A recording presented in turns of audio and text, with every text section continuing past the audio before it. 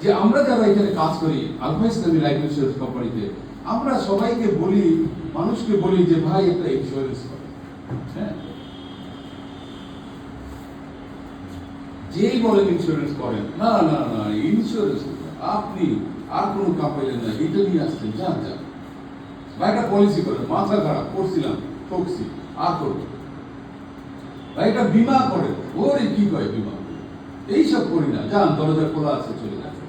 আপনি যখনই কাউকে বলতেছেন পলিসি করেন, ইন্স্যুরেন্স করেন, বিমা করেন, আপনাকে কোনো দিনই ওই লোকটা বসতে দেয় বলেন তো? আপনি না করেন না সবসময়, তাহলে কি বললে আপনাকে বসতে দিবে সেটা আপনাকে এখন থেকে আপনাকে এটা চেঞ্জ করতে। আমার যখন সময় ছিল, আমি যখন 90 সালে কাজ করি, তখন আমি কি বলতাম জানেন?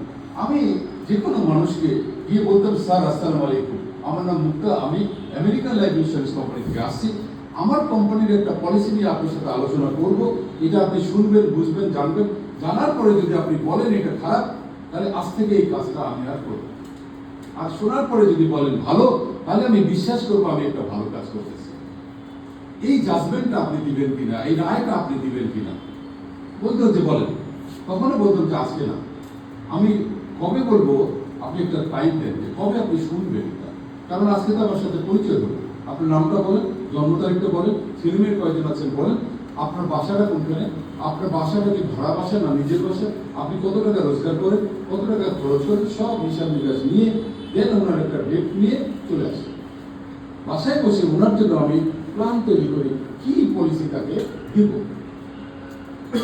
এইভাবে আমি প্রতিদিন 100, 150, 200 মানুষের সাথে কথা বলতাম এবং কমপক্ষে 60-70টা করে প্রতিদিন আমি অ্যাপয়েন্টমেন্ট নিয়ে আসতাম এবং তারপরে এটাকে প্রেজেন্টেশন।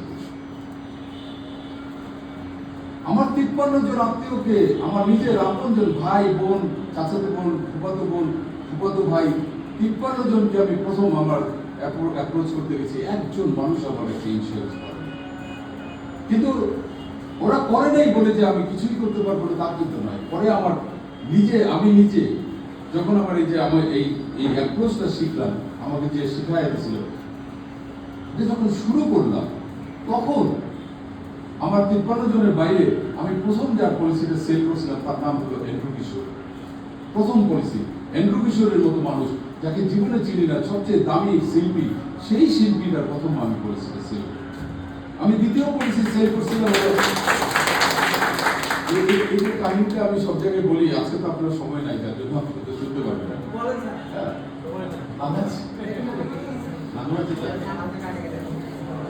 ওই জন্য কেটে কেটে বলতেছি।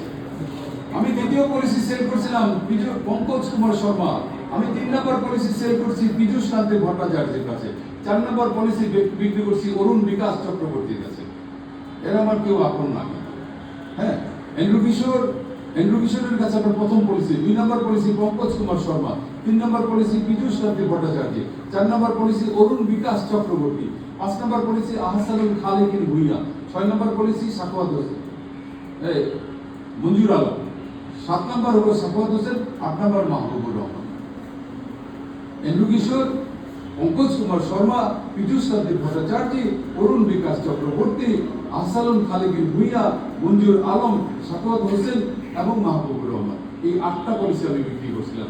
এই 8টা পলিসি থেকে আমার টাকা ছিল 16,500 টাকা, 10% ট্যাক্স দেওয়ার পর।